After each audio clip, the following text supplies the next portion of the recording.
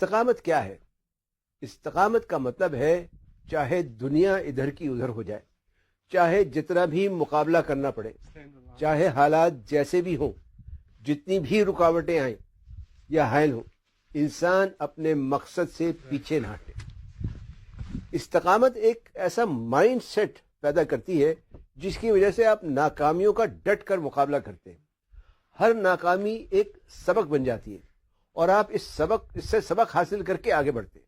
استقامت آپ کے اندر ایک نظم پیدا کرتی ہے، ایک ڈسپلن پیدا کرتی ہے۔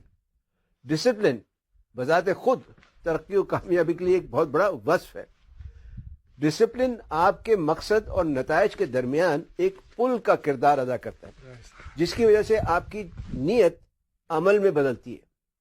یہ وہی بات ہے جو شاید آپ نے ایک حدیث میں سنی ہوگی یا حدیث میں بیان کی گئی ہے کہ انما الاعمال بالنیات، بے شک عمل کا دار و مدار نیتوں پر ہے۔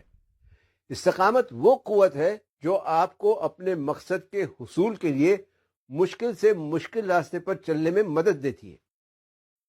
آپ نے سنا ہوگا، میں اکثر کہتا ہوں کہ کامیابی منزل نہیں، یہ ایک جہد مسلسل ہے، یہ ایک سفر ہے۔ اس سفر میں کئی اتار چڑھاؤ آتے ہیں۔ اس سفر پر وہی چل پاتے ہیں جن میں استقامت ہو۔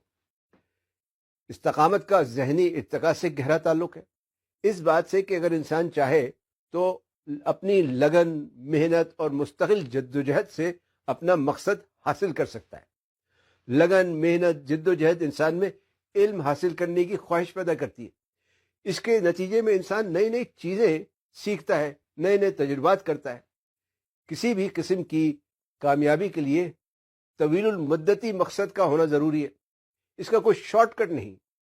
اور طویل المدتی مقصد کے حصول کے لیے، اسے حاصل کرنے کے لیے تسلسل ضروری ہے، اور تسلسل صرف استقامت سے ہی حاصل ہو سکتا ہے۔